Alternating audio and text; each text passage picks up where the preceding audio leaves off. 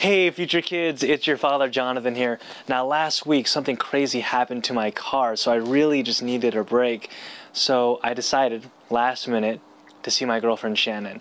Now Shannon's in Berkeley and I'm in LA, so it's this long distance thing. But anyways, I love her, so I decided just to spontaneously surprise her.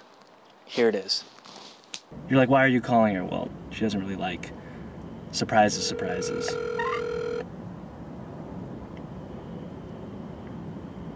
Hi. Hey Shannon. Yes. I want to let you know that I'm headed on a megabus in about 15 minutes, and I'm gonna see you tomorrow at 6 a.m. What? Yeah? No way. Yes. Honey! I'm so excited. Are you excited? Really? Oh my god, yes. I love you. I do. I can't believe it. I'll see you soon, okay? Oh, okay. Okay. Bye. Wait. I want to tell you how we met. The year was 2009, August, and here I was, a senior at UC Berkeley, and she was a freshman. I was going around this long sidewalk, it's called Sproul, and I was going around talking to different student organizations when all of a sudden I see these two identical twins. I'm like, ooh, they look really, really good. So I went up and I said, oh my god, twins.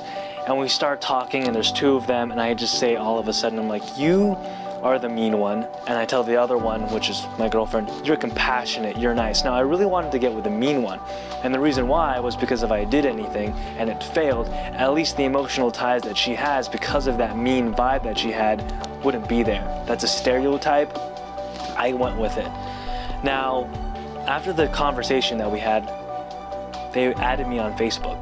That night, I see Shannon, she's online. I'm like, you know what? I'm just gonna Facebook chat her. I'm going to start having a little conversation with her. So I say hello and we start talking, and it's kind of intriguing. So I say, hey Shannon, if you want to continue this conversation, here's my phone number. And I log out of Facebook and I wait. If she calls, great. If not, then hey, I can move on really, really fast. But she calls. She calls at 1 a.m. We end up talking from 1 a.m. to 3:30 a.m. in the morning. I'm like, oh my gosh, this girl's really, really cool, but we're talking for so long. I say, hey Shannon, if it hits 4:20, I'm gonna do something crazy. So we talk and we talk, it hits 4:20, and she's like, Jonathan. I'm like, what? She says, it's 4:20. I say, hold on. I hang up the phone, I put on my bike helmet, I get on my bike, and I ride to her place. And I ride and I get to her place. And I take out my phone, and I start calling, and it rings, and it rings, and it rings, and she doesn't pick up. And I'm sitting there, and I look at my phone, and I just scream. But luckily, she was on the balcony because she was locked out of her dorm room, and she was like, Jonathan? And I was like, Shannon? And she ends up coming downstairs, and I remember it. She opens the door, she's wearing shorts, a white v-neck, her hair is pulled back, and she has her phone in her left hand. I walk up, I take her phone, I put it into my pocket, I hold her hands, I look at her, and then I kiss her. Boom! Oh my god, magic! Fireworks! We kiss and we back off, we kiss and we back off, we kiss and we back off. I'm like, whoa. Get on my bike, let's get back to my place. She gets on my bike, and then all of a sudden she doesn't know how to ride a bike, and she just crashes into some trees, and I'm like, oh my god, this woman. So I left. I didn't know this, but I left her on the street barefooted for 10 minutes outside of her dorm because she was locked out. But who knew? But 2 days later, I received a text. It read, hey Jonathan, can I have my keychain back?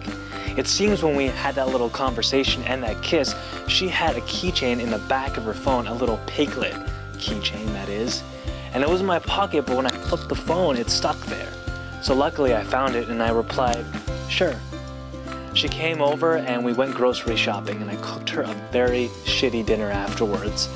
And right when I handed her the keychain, I said, wait, can we just try this one more time? And I took her and I kissed her again. a lot of roller coaster rides and yelling and screaming and tears and just craziness. 4 years later, we are still together. And I still love her. And it's been a wild ride. And hopefully, there's more. And thanks for listening. And you have a wonderful day. Bye. I'll hold the door. Please come in and just sit here for a while. This is my way of telling you I need you in my life. It's so cold without your touch. I've been dreaming way too much.